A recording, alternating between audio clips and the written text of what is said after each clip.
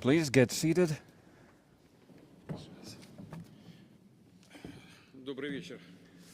Good evening, friends. I'm very glad to welcome you all in series, the 5th International Congress of the Young Scientists has already concluded, and I would like to greet all of you, all the participants, and of course, all of those who are in series now or was in series to attend this Congress when we made a decision to launch these kind of events.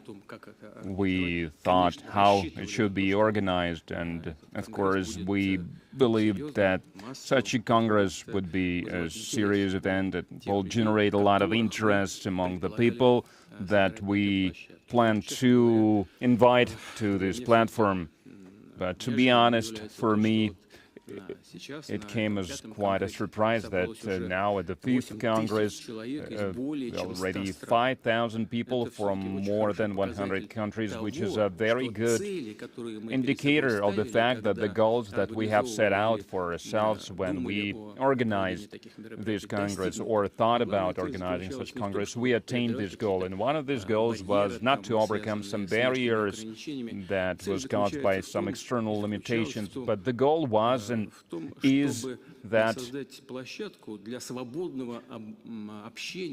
we needed a platform where we could communicate, where we could exchange ideas, views, to establish new contacts between and among people who are involved in science, and because science, such as culture and sport, they are outside politics. They must bring people together. Yes, there is some special researches, there is some practical things that are related to defense industry, and all the countries are trying to classify this kind of research. But what can we see? That despite all the efforts in this regard, the truth is always out, starting from gunpowder that was invented in China. No matter how hard they try to protect this secret, everyone got their hands on powder. And the same goes with for the most destructive means of weaponry, missiles, rockets. Everyone is well aware that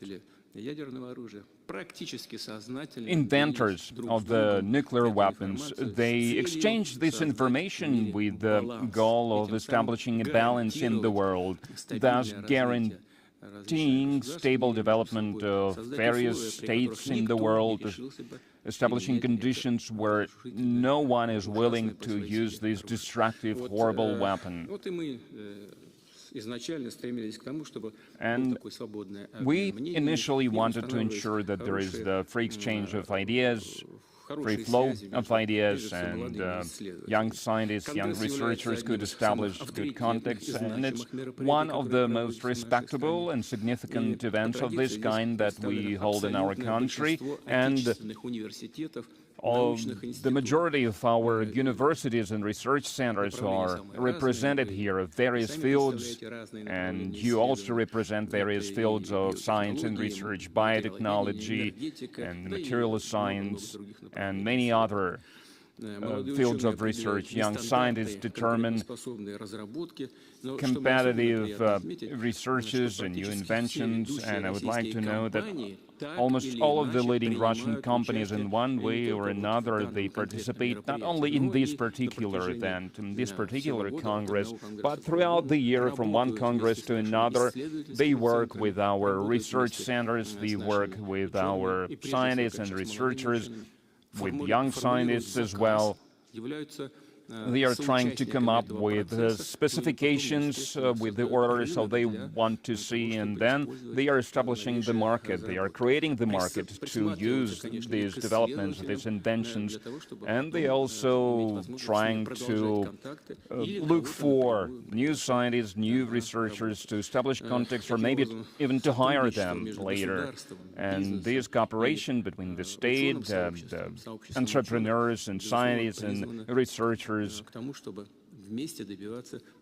should help us attain the best possible outcome for everyone and eventually to develop our state and our economy, and in this case, of course, I mean the Russian Federation, first of all. And I will speak later about our cooperation with our foreign partners, and we will continue to enhance this kind of cooperation. And on behalf of the state, we are going to co-fund the efforts and endeavors by the leading researchers in a number of areas. And one of such examples, one of these grants that was created recently, named after Evgeny Velihov. I know that one of the winners of the first competitions of this, one of the first winners of this grant, he is here with us, attending this meeting, and he will tell us about what he did, and maybe he will share his ideas about how we can improve the work on this grant in the future. And along with funding various projects, along with those who receive this direct funding from the state, the most talented researchers that are starting their work in science, we're thinking about how we can help these people, and starting with 2024, 1,000 postgraduate students from various educational and research centers and organizations in Donbass and Novorossiya. They receive scholarships, monthly scholarships, and the decision to introduce this support measure was made during a meeting like this, meeting with young scientists. I believe it happened last year. Someone made this suggestion, we discussed this, and at the initiative of your colleagues, we did that.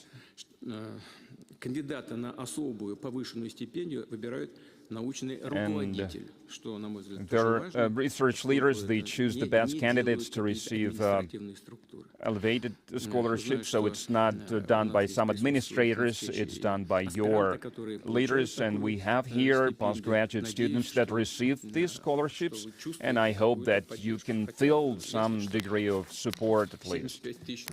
Even though it's clear that 75,000 rubles, that's not a lot, but nevertheless, I also received a scholarship of 40 rubles in my student life, and I was delighted to have it. Of course, the life has changed, and the demands have changed, and the living costs have changed, but we hope that it supports you in some way at least, and we will do everything to ensure that this support continues and that you can feel this support, because you are the ones who start your careers as young researchers, young scientists. So I'm done with my opening remarks, and it is my pleasure to give the floor to you now. Здравствуйте, уважаемый Владимир Владимирович. Good evening, Mr. President. Alexander Smykov, Architecture University. I'm the director of the Development Department, and I'm also the head of the Heating Department. I'm part of the Coordinating Council on the matters of the youth in science and research centers. How is it called, your department? Department of Heating and Ventilation. Great, it was great. I teach at the construction university. So heating and ventilation, it means throwing money into the air. Okay, just a joke. My apologies, go on. The Young Scientists Congress, for me personally, is an important matter because I just graduated my postgraduate program when I traveled to my first Congress, and now I'm a member of the Coordination Council, and I also have my own research lab at the university where I work, and I would like to share with you and with other people here the data data that surprised me a lot. You mentioned the number of attendees, but a lot more, much more people wanted to travel. We received a lot of applications to travel to this Congress, more than 100 countries and their representatives to this Congress. And it is important for us. I will cite one example. Today, the head of the Coordinating Council signed an agreement with All African Student Union that unites more than 70 million students in all African countries. Of course, it was a framework agreement, but apart from that, we hope that it will allow us to carry out various research programs that are relevant both for our country and for the countries in the African continent.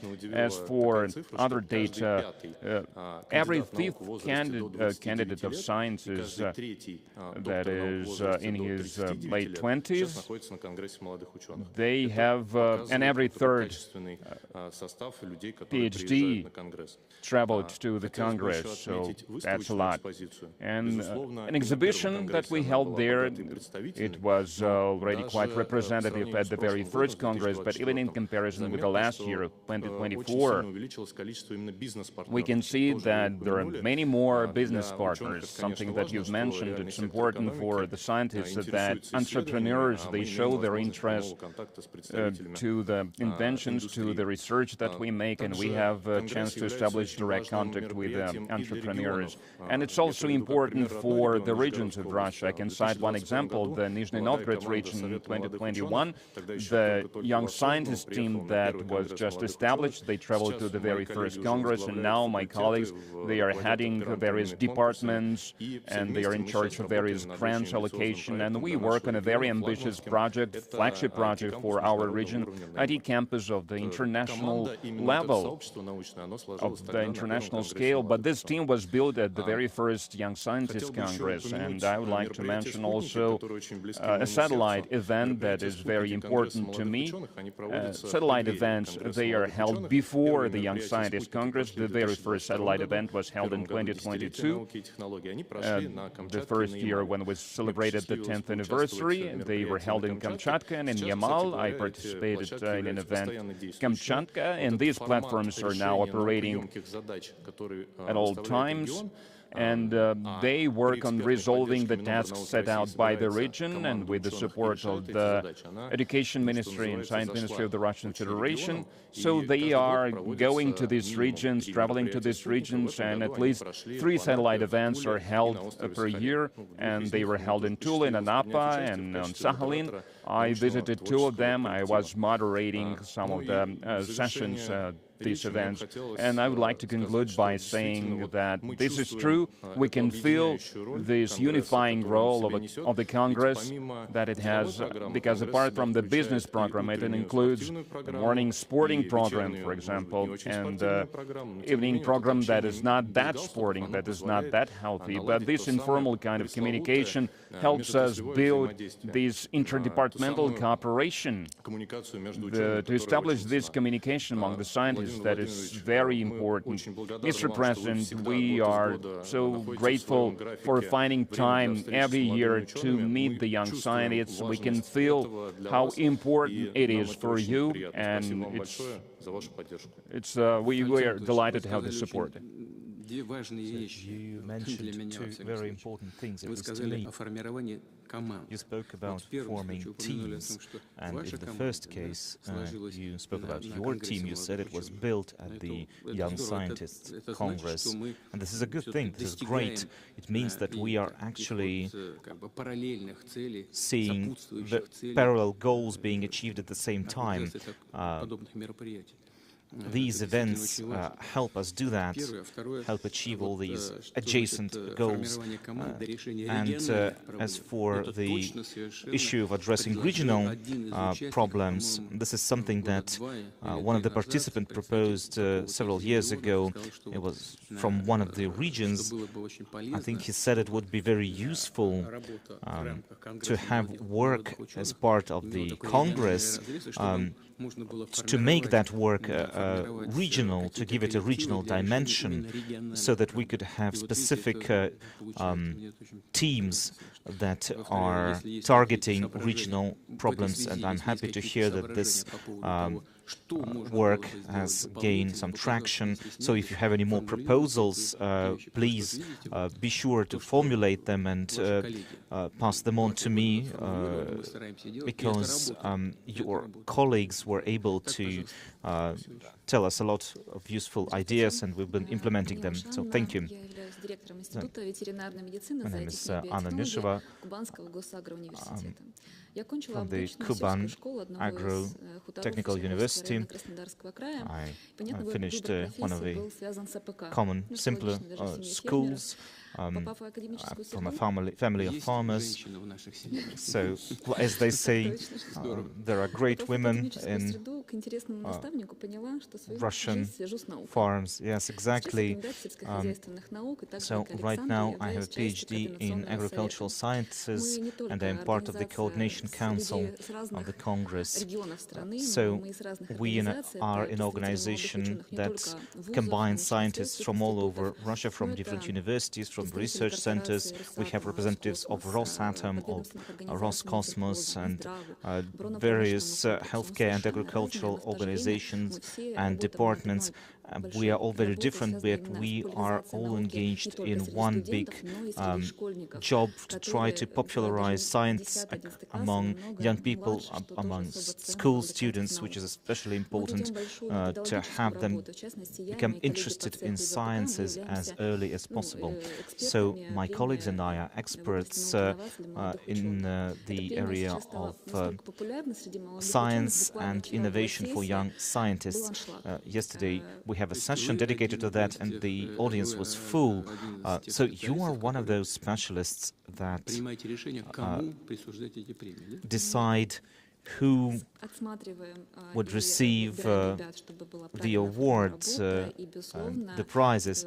Well, this is part of our work. We look at what they do, and we select some of the work. So, like I said, the audience was filled. So you spoke with former winners of the competition, yes, and the award itself, the prize itself, is very prestigious among young scientists. They're really interested in participating in this competition. Every year the quality of their work is increasing. So the work is organized of the Congress, of our Coordination Council, is organized in such a way that we have different teams, different specialists working on different regions of Russia and on different sectors. We're exchanging experience, and at the Congress and at our meeting of young scientists, we have an opportunity to discuss things, to share experience, and most importantly to create multidisciplinary projects. So an expert in physics could speak to a chemist, a specialist in chemistry, or someone in IT to talk to someone in biology, and so this is really important to have this interconnection. Together with our colleagues, we have created an interactive map of all of our scientific communities based on the Science ID platform. So we have over 100 councils of young scientists across Russia. These are not just dots on the map, these are actual real people engaged in very interesting work. And for myself and on behalf of all the colleagues of my region, thank you so much for investing so much into this Congress, into its work. And of course, thank you to the head of our Coordination Council, who's been helping us out a lot. So Andre is one of the authors of the idea of the Congress itself. I always remember his contribution, and thank you so much for bringing that up as well.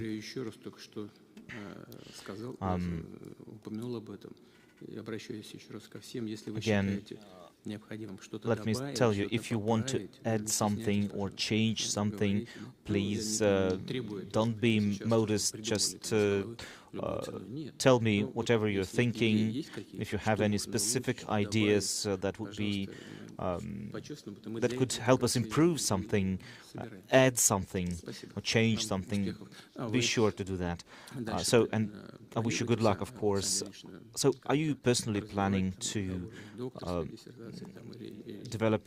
continue your academic work? Yes, of course. I'm working a lot with my colleagues on a number of projects. We have the Priority 2030 program. We have a lot of materials, a lot of interesting projects that we are engaged in. They are very science-heavy, science-intensive, and what is the priority of your research? Well, my priority is biotechnologies for the agricultural sector. So, different biological substances. So, are you talking about some foods that involve gene modification? No, we have a different profile. Okay, thank you. Name is Kirill Yushkov. I'm a postgraduate, and my work has to do with space systems and space materials. This year, I received 2 awards for postgraduates. The selection process was very difficult this year. The things that were selected for are the level of engagement and the activity of the postgraduate itself, and of course the work of that said postgraduate. So my work has to do with materials and their characteristics. So our goal is to create a practical instrument based on state-of-the-art knowledge in terms of the deformation of solid objects. And so receiving the scholarship allowed me to engage fully into my work, because before that I had to work at one of the aerospace companies and at the same time teach at the postgraduate and continue my scientific work as a postgraduate, and also starting a family. So now I can fully concentrate on my research work and engage in teaching at a full scale. I have 2 lecture courses for undergraduates, and I'm doing my own research, of course, as well. So the path that I've taken is the same path that a lot of winners of that competition have received. I've been able to talk to a lot of them. It was very interesting. So the scholarship itself is not just a financial support, it's also a lot of responsibility. And myself and other recipients would like to thank you for the size of this scholarship, because it really frees me. It really allows us to do what we want to do. So you said that you were starting a family as well. Do you have children? Well, not yet. Well, you should get on to that. You should, of course, have children. So focus on that as well. So the decisions that we made were very deliberate. Some of that had to do with reducing the number of postgraduates, especially among young researchers, and this was a deliberate thing to do that we did, because we wanted a person to treat becoming a postgraduate and starting that postgraduate research not as just a natural continuation of his studies, but I want it to be a deliberate decision for each individual person. Wants people who are consciously making that choice to become a scientist, to do research work. And I believe that overall we've been successful at that, because the number of very young postgraduates, it has decreased in general, but the number of postgraduates at the age of about 35, it has increased. I believe that these people, older people, are making a more conscious choice. These people have chosen the path of science, the path of research, so the program is working. Can you feel that from your point of view? Yes, of course, exactly. Every day now I have the time, the opportunity to do my research, to do my work, and this will help us implement it in the to find practical applications for it as quickly as possible. So you're working on materials, yes, on instruments that help us analyze materials. So we have the framework for that work. It is still a legacy of the Soviet Union. It had to do with defense industries back then. I'm talking, of course, about the different materials, special materials that were used for building various ships and our nuclear cruisers, nuclear vessels.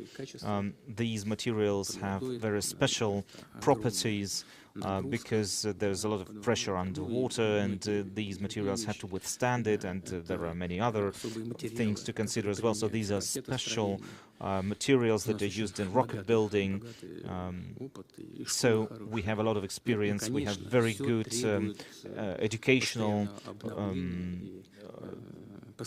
base, academic base, and but of course keeping it up requires a lot of work, and I'd like to sincerely wish you luck and success in your work. Thank you so much. Mr. President, my name is Alexander Barulin.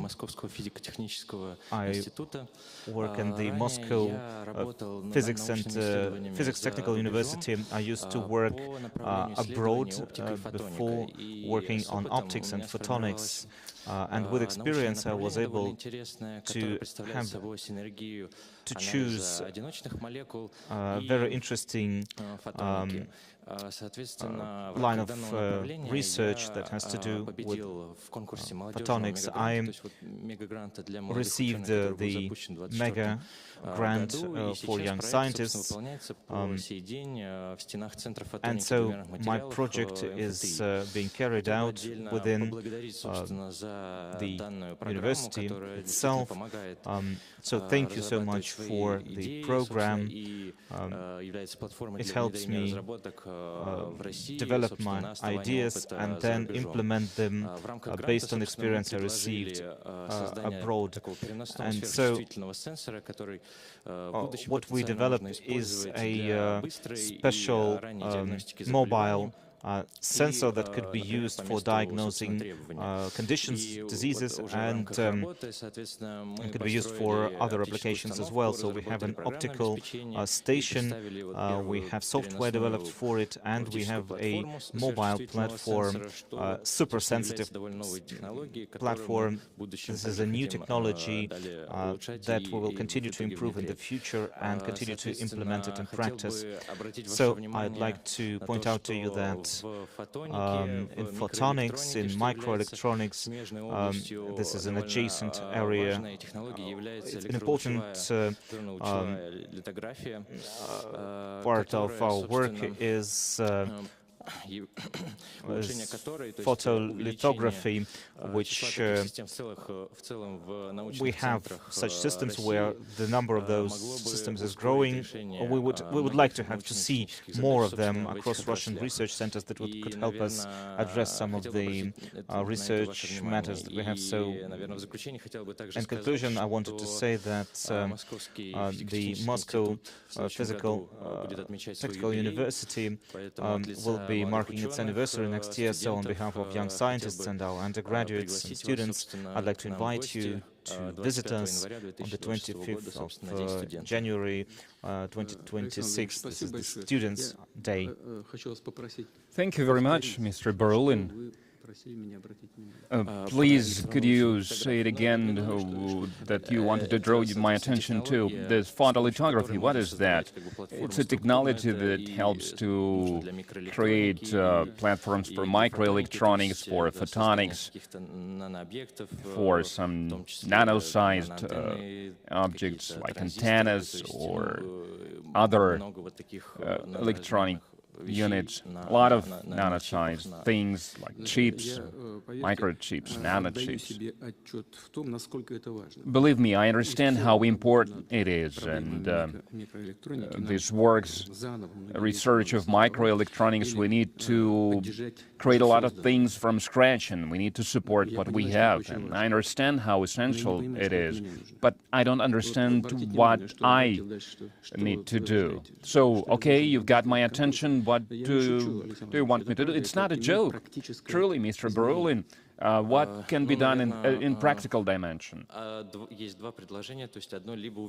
Two suggestions, maybe to increase the number of such systems in research centers, and thus researchers will have better access to these units, and they would be able to resolve these tasks because they will have these units. Because as it is now, these units are overloaded. Or a second option, maybe as an addition to this, maybe we could consider launching a project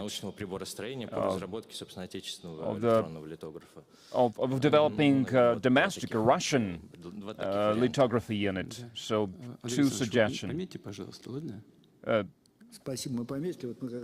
If you could note it down for yourself, Mr. Fursenko. Yes, we've discussed this. Maybe we could establish a special grant, and we'll think about how we can do that. And second thing that Mr. Falkov said, maybe we could establish an advanced engineering school at the Moscow Physics University, and they have some good experience in that, so they have some practical experience. So the government is looking into this, and they are paying a lot of attention to this, and the head of the government personally is part of looking for a solution for this matter. Yes, Mr. President, we have advanced engineering schools, as Mr. Fursenko mentioned, so it's one of the options to resolve this issue, and we exchanged views with Alexander, so we can establish a young scientist lab, which is also well-proven framework, and next year we are going to establish some 200 labs, and in this field, in the field of lithography, we also plan to establish some labs, and we plan to use the mega grant program to establish grants not only for the leading scientists, but for the young scientists as well, to support them, to show that we are looking after them, because some of the winners, some of the recipients of these grants, so one of them traveled to Chelyabinsk, another is working at the Physics University, and we are planning to increase the number of such grants for young scientists. Thank you for showing this support. You don't have to take the initiative of implementing these ideas, because the initiative was... So that was the idea of one of the recipients of these grants. At one of the meetings, they said that they would like to support young Russian researchers in adjacent in other fields of science. And I asked them, what do you need? And they said we need to establish conditions for them to ensure that they could go on working in these fields for years to come, to fund these efforts for many years to come. And the government and the ministry, they both supported this grant program, and it seems that it's working, so hooray. And you said that you used to work abroad. Where? Well, I studied abroad in Germany and in France, and also I ran some experiments there, and for some time I also ran experiments in South Korea. The number of postgraduate students, of researchers, is growing. I mean, the foreign students, foreign postgraduate students. Well, first of all, students come from China, and their number grew well, by 25 or 28%, I don't remember exactly. Yeah, something like that. Second place is after Kazakhstan, third place is after Syria, and there is growing interest to Russian science, to Russian education. Good evening, Mr. President. Ksenia Gosyan, postgraduate student and a research fellow at the Federal Scientific Center of the Biologic Protection for Plants in Krasnodar. One of the key topics at the Young Scientist Congress is developing personnel in various fields. I'm a young scientist who works in the agrarian field, and I would like to draw your attention to the fact that among the youth, there are some stereotypes about the agrarian science, that it's not prestigious, it's not interesting to work there. And I would like to cite my own example to tell you, using my own example, that the modern contemporary agrarian science is a rapidly growing field, interdisciplinary field, and there one can truly accomplish a lot. My research is related to the methods of using various devices to control the disease among the wheat crops. It allows us to look for pathogens, for fungi that contaminate the wheat crop, and it helps us to make necessary diagnosis at the early stage where these things are not visible, and we can already then diagnose this disease and to try to protect the crops. And we can use biological means to protect the plants, to protect the crops, which is very important to ensure that the product that we get from these crops is environmentally friendly, and it's also healthy, and it's important for the soil. It's an interdisciplinary research effort, and one needs engineering solutions, and one needs to be knowledgeable in the field of biology, to know pathogens, and in other fields as well. And this research was supported by the grants from the Russian Science Fund and the Cuban Science Fund, and we were the recipients of the award of the Russian Federation that was given to us for developing this tool of monitoring. And we also entered the competition for the young scientists and young postgraduate students. But what is truly inspiring for us is that we have business partners, which is a showing sign that these methods are in demand and people really need something like this. That's why I would like to give a piece of advice to younger students to enter the agrarian research field, because there are some grants, there are some support means for younger scientists in this field, and I'm grateful for this.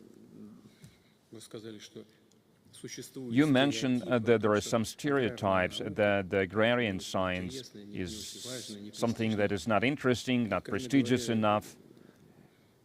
frankly speaking, it comes as a surprise to me, because it seems that recently we've managed to overcome this kind of stereotype. This is true, there are a lot of programs, and for example, under the national program for the food security, there is a program to develop personnel for the agrarian industrial sector, and they are trying to attract a lot of younger specialists in a lot of universities and a lot of research centers. And I can cite our center as an example. We are actively working on attempts to educate personnel. And we start with the school students, then with college students and postgraduate students. So there are programs in this regard, but the fact that these programs exist does not mean that they are in high demand. So we haven't overcome this stereotype yet, but I hope it's a matter of time. Nevertheless, you mentioned that you have an industrial partner. It means that it's going forward, it's moving forward. Who is this partner? It's a Neuronica company. We've been working together on our devices, diagnostic devices, and we hope to make this monitoring process completely automated, to make sure it's convenient and easy to use for anyone, not only for a researcher or a scientist to be able to recreate this kind of research, but also for those specialists that work in farms could use this. Of course, I will direct attention of the Agriculture Minister to what you have said, but of course she's interested to all these matters. But when we speak if something is prestigious or not, it's a matter of promoting something, of ensuring that we are developing it in the way to make sure that it is interesting for younger people. As for the support and grants from the fund, I believe largely, I don't remember how many persons exactly, I believe by 40% at least, the Russian Science Fund grants, they aim to support younger researchers. I mean, researchers under 39 years of age. Yes, if we look at the fund, then 70% of the recipients are younger than 39.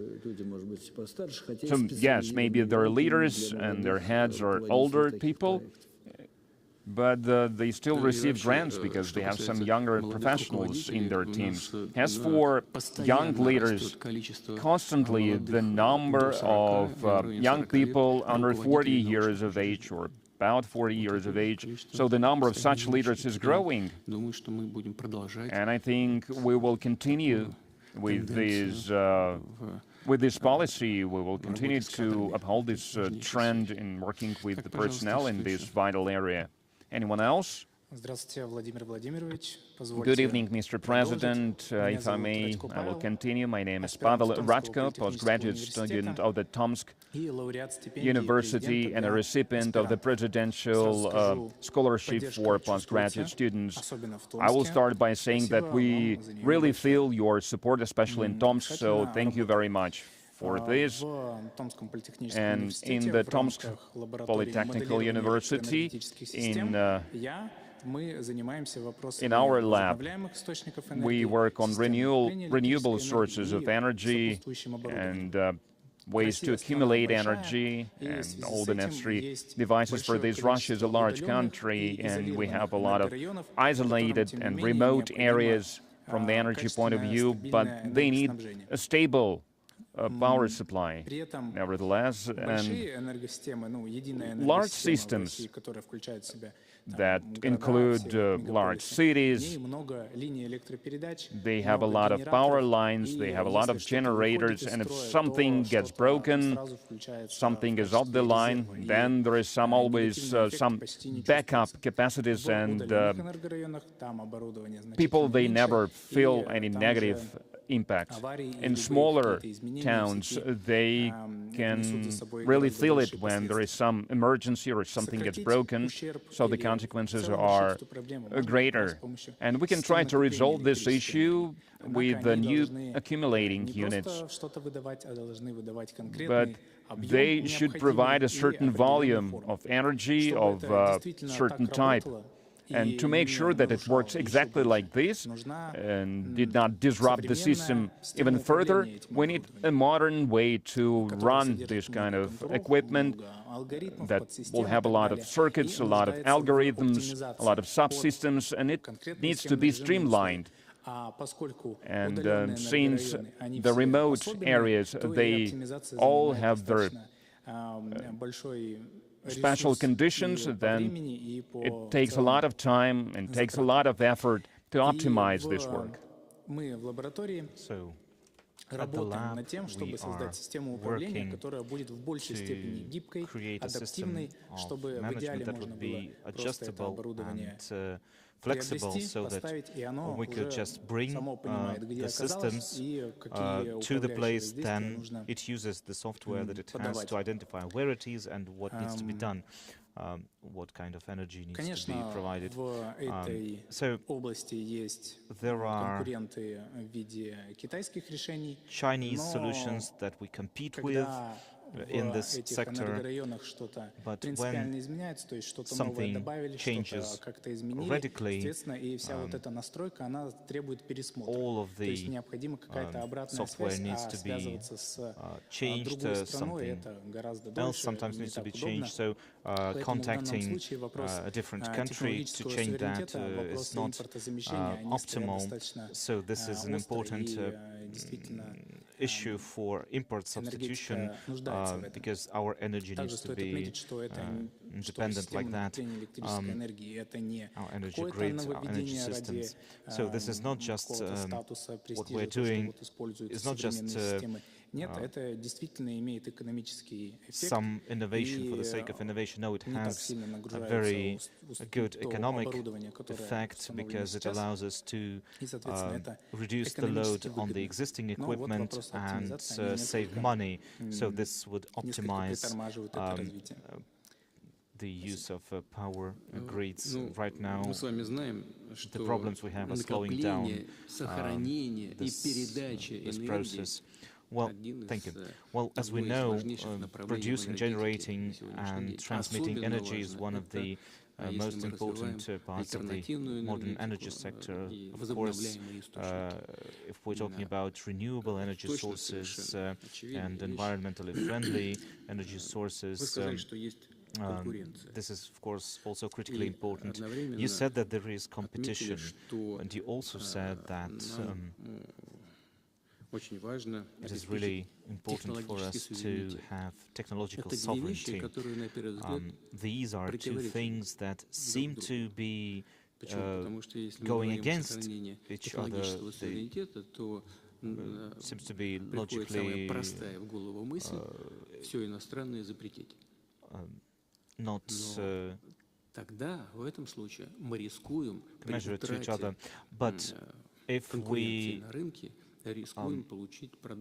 just ban all the competitors that you have in a market, we risk having a subpar, suboptimal solution only available to us. So we need to make sure that we make the products that we have in our market competitive, and we want it to be better than what producers from abroad can sell us. So we need to have competition in the domestic market too.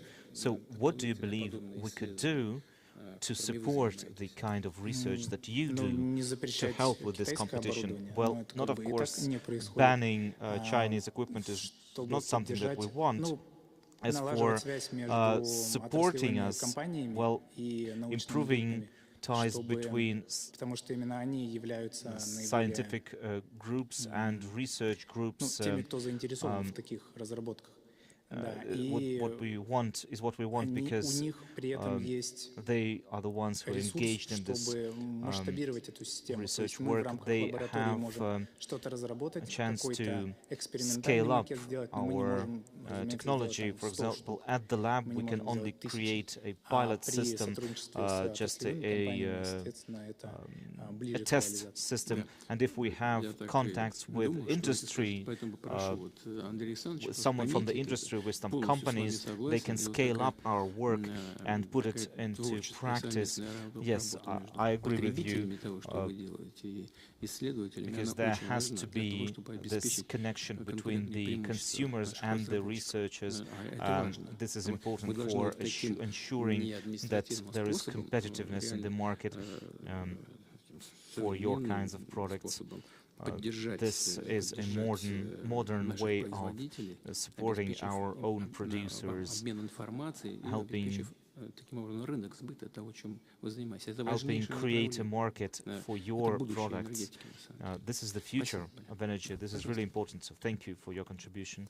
Добрый день, Владимир Владимирович. Good afternoon, Mr. President. Ольга, My name доцент is кафедры Olga управления Gerasimova. человеческими ресурсами экономического факультета Южного федерального work университета. At На the Конгрессе активно обсуждались темы, Southern связанные с Federal научными University. кадрами, поддержкой We молодых discussed исследователей. HR training Я выиграла specialists. грант I РНС won с таким, a может быть, grant провокационным названием. Влияет ли счастье на академическую карьеру молодых which специалистов? has the name Does Счастье, Happiness счастье. Affect the career Но of под этим названием скрываются на самом деле academic важные задачи. Выявить, workers какие and факторы students. благополучия So являются критическими we для того, tried to чтобы молодые identify люди factors выбирали that науку и оставались в ней. Кто ensure that young счастливый people молодой choose ученый? science Это and человек, stay in который, science. So what своим makes a делом, young занимается любимым scientist делом, это happy? научными So we исследованиями. want a Он scientist полон to be энтузиазма, engaged in his work, to be энергии. enthusiastic, Но to be в interested in нашем his исследовании work. мы And опрашивали of course, in аспирантов, our и в глубине research, интервью у we нас были опрос. had interviews Аспиранты with называли и проблемы. postgraduates. We Прежде всего, это проблема had polls. поиска баланса. So what we heard is that there needs to be, there's a search for balance between organizational work, education, research work, filing reports, etc. So there are other parts of life that suffer because of that, because there is always lack of time. And so there's no work-life balance. People get problems with sleep, with health. Some postgraduates told us they sleep only 4 to 5 hours a night. And so there's a lot of anxiety. People are burning out, and young people are leaving this scientific work, research work. They feel unhappy. And as we all know, a happy person is a more productive person. So if your basic needs, like good, healthy sleep and food and social life, if you don't have that, you become unhappy naturally. So we need to make sure that young specialists have all that so they can do their research work. They need to feel that scientific work, research work is a good profession, is a good way of life for them going forward into the future. So the program for well-being of young scientists and educators is something that we're developing. So we want to ensure that we can identify how much time a postgraduate spends on different kinds of work, on research, on documents, on reports. And so we need to balance it out. We maybe provide some special healthcare systems, or make, for example, his career path more transparent so that a young scientist would know what would await him in the future. Thank you. Well, this is a really important kind of research. So, what is happiness? We could start with that, but this would be a very long discussion. But still, I think it's really important work that you do. And once you are done with your work, we could scale up your results and apply them elsewhere across the scientific sector. For example, I would also apply your results of your research in the work of regional managerial teams or the Russian government or even the administration itself. And so I wish you good luck. This is really important work that you're doing. It's not a joke, it's really serious because it has to do with the quality of a person's cognitive abilities and the development of those abilities.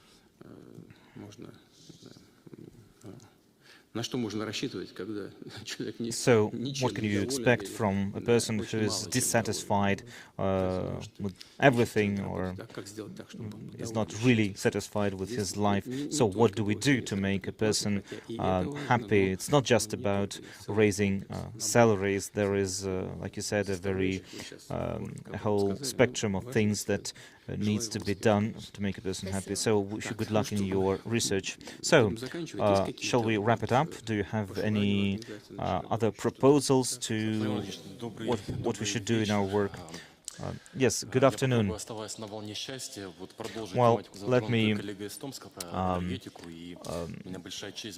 expand on the energy sector that we've heard about before. So, I work in Tomsk, and my work has to do with accumulation of energy and natrium ion.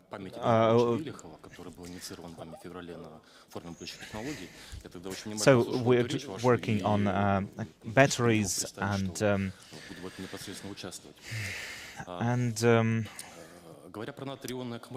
speaking about sodium-ion batteries, there is a system of control involved. So what we are doing is chemistry, and the purpose of the grant is to develop a technology to go from the material, like the electrolyte, to the cell itself. So this is a through way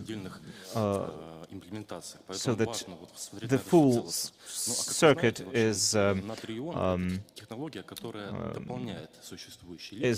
should be in place. So sodium-ion technology is a technology for batteries where energy capacity is not as important, but what is important is reliability, and it needs to be economically optimal. So what we're doing this in the Krasnodar region, the applications that we have are, for example, systems for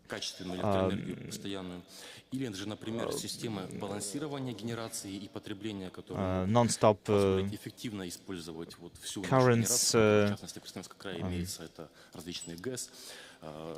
or systems that are in place at different power plants, hydroelectric power plants. So sodium-ion accumulators, the technology itself is notable because in chemistry, when we use aluminium instead of a different material, it's not just cheaper, it's more safe, because this accumulator can be fully decharged safely. And so it also allows to use the accumulators at lower temperatures, which is important for over half of Russia's territory, because the the average temperature across Russia is below zero. So I'd like to thank you and Mr. Fursenko for providing us an opportunity to develop these sodium-ion technology. And also as part of that massive project, we understand how important the issue of specialists is and the lack of professionals. Now, our technology is being developed rapidly in the country, so we need to have specialists that could work today and in the future. So we want to scale up the existing experience that we have, the experience of educating and training young professionals. We want to create a team, and we want to provide an educational program. My colleagues and I spoke about this to officials, and in the future these would grow into university, center of competence, and then it could be become part of the industry itself. Well, as I said, for you, and especially for other researchers from other fields, we all understand how vital this research is for the field of energy and for other fields. Accumulating energy, preserving energy, but we need to use the entire cycle of the accumulators. And you did not mention the waste management, recycling of such accumulators, because they will tell you that you will ruin all our soils. Where are you going to, how are you going to recycle them? Because we can use waves, we can use solar energy, we can use whatever. So you need to accumulate this energy, and then you need to transfer this energy somewhere. So, okay, we have this energy, we are accumulating this energy. What we do next with this accumulator? Do we have this balance between the so-called renewable energy and recycling this waste that is also accumulated? Yes, I get this question a lot. What do we do with accumulators? I also get this question a lot, so I know. And my answer was always that, well, first it was in theory, and then I got sick of getting this question, and in lab we started to work on practice, so you truly get sick of this. Yes, and we've even received a patent on how to recycle these kind of accumulators. I would like to say briefly, because the sodium-ion technology is much more environmentally friendly than the lithium-ion technology, because it's a very challenging metal, very challenging material. Cobalt is an evil Norse spirit. That's why it received its name, and it determined its destiny. And since we have sodium, not lithium, that is working as the main element in a battery, so you don't need to extract it. So recycling process is much easier. So number of chemical elements inside such a battery, such an accumulator, is the number of such elements is smaller, so it's easier to recycle, it's easier to manage. So if we speak about the full cycle, then we need to suggest management recycling technology right away. Yes, it will depend on the material, exact material that we are going to use, and there is this connection, of course, when we develop, when we research a new material, when we work on the practical part of its implementation. We also work on how we can recycle this material, and we've even received a patent for recycling it. It is essential, because when we make a decision of what direction we use, what material we use, lithium or sodium or anything, then we need to explain every part of its life cycle. It's vital. Thank you. Thank you. Well, first of all, I would like to congratulate you on attending this Congress, the Young Scientists Congress, and I would like to thank you for this conversation tonight, and I would like to wish you every success in your endeavors, in your researches, in your practical endeavors. And the most important thing, if one wants to be happy, is to be successful in what you're doing. And when you are creative about what you're doing, that's the most pleasant thing.